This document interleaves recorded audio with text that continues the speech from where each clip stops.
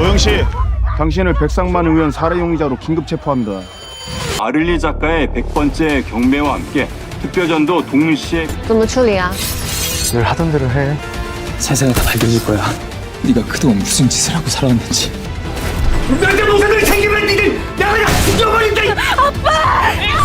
내가 너 죽이면 저 여자애가 다 뒤집어 쓰는 거야. 조각도시 90화 다들 잘 보셨겠지요? 와, 진짜 후반부의 터널 액션씬은 정말이지 압권이었는데요. 예고편을 통해 기대를 하긴 했지만 그 기대를 훨씬 넘어서더라고요. 박진감이 넘치다 못해 심장이 다 쫄리고요. 그나저나 오토바이가 벽을 타고 달리는 장면은 대체 어떻게 찍은 걸까요? 오토바이와 노란 스포츠카의 맞대결, 태중이 검은 차를 빼앗아 차 대 차로 서로 공격을 주고받는 장면들까지 그 몇 분간 정말 숨도 제대로 못 쉬고 손에 땀을 쥐며 보았습니다. 정말이지 레전드 액션으로 길이 남을 명장면이었죠. 그런데 10화의 후반부 스토리는 제 예상과 좀 다르게 흘러갔습니다. 역시 뻔한 전개는 없는 조각도시입니다. 저는 백도경이 트럭에 받쳐 사망하게 되고 요한이 태중에게 백도경에 대한 살인죄를 덮어씌울 거라 생각했는데요. 작가님의 스케일은 역시 남달랐습니다. 백도경은 제 예상대로 사망했으나 이후의 전개는 조금 다르게 흘러갔죠. 요한은 자신에게 모멸감을 주었던 백도경의 아버지 백상만 의원과 그 내연녀를 손수, 무참히 살해합니다. 자신에게 암살자들을 보냈던 것에 대한 보복이었던 것도 같습니다. 그리고 백 의원의 살해 현장에 새로 꾸린 듯한 조각팀이 등장합니다.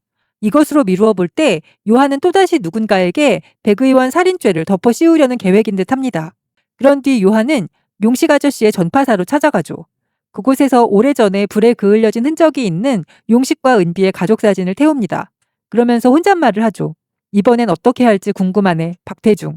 요한이 용식과 은비를 희생양으로 삼겠다는 암시가 드러나는 마지막 장면이었습니다. 10화는 그렇게 끝이 나죠. 이제 11, 12화만을 남겨둔 조각도시, 최종화를 향해 숨가쁘게 달려가고 있는데요. 예고편을 보니 정말 엄청난 사건들이 휘몰아칠 것 같습니다.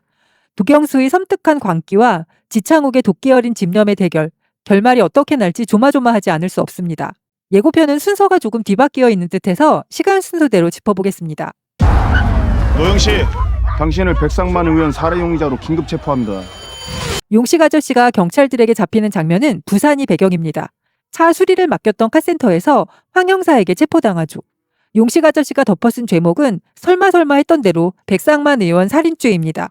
태중은 터미널에 틀어져 있는 공용 TV를 통해서 용식 아저씨가 체포되었다는 사실을 알게 됩니다. 원하는 게 뭐야 이 개? 태중은 다급히 서울로 올라왔지만 전파사엔 폴리스 라인이 쳐져 있고 은비의 행방도 알 수 없습니다.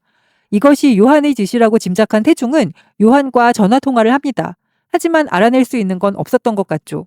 도대체 뭐 때문에 지가 죽는 길로 가는 거야? 이것은 제 추측인데 태중이 경찰서 앞에서 경찰들에게 둘러싸인 채 피 묻은 칼을 내던지는 것으로 보아 백상만 의원의 살인범은 용식 아저씨가 아니라 따로 있다며 자수 아닌 자수를 하게 되는 것 같습니다.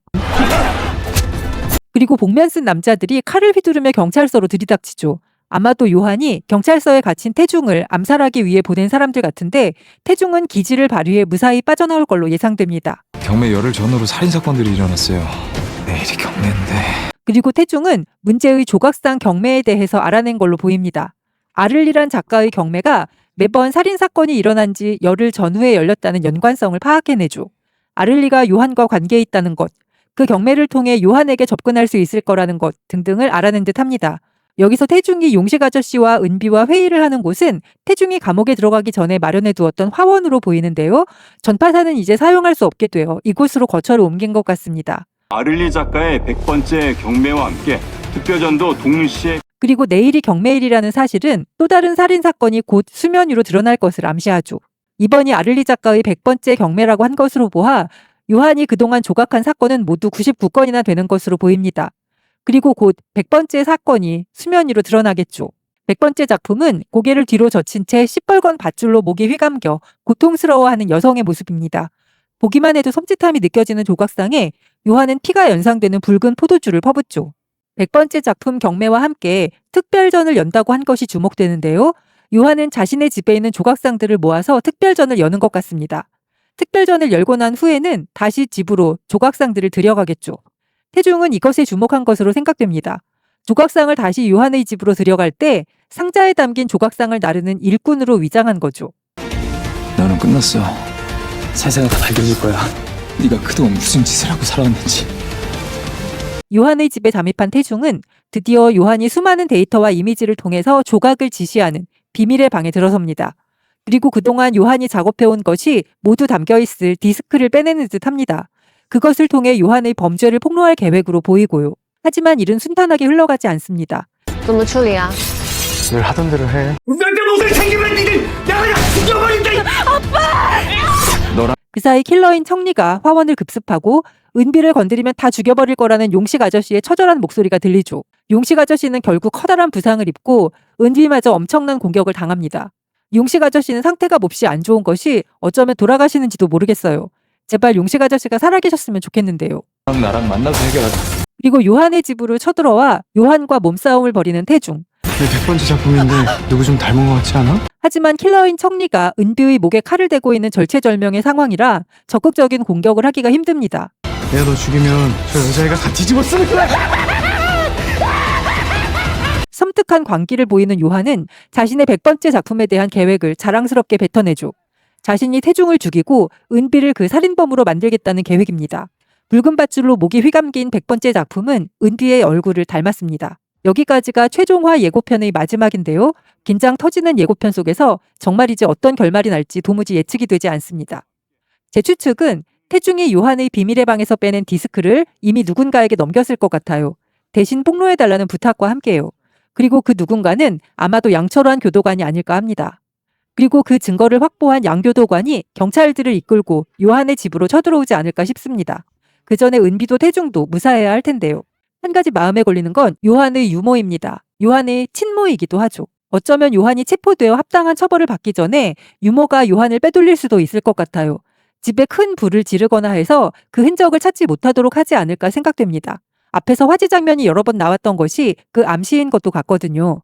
작가님이 시즌2를 염두에 두셨다면 일정 부분은 열어둔 결말로 끝이 나지 않을까 싶어요. 요한이 그 불 속에서 살았는지 죽었는지 모르는 상태로요.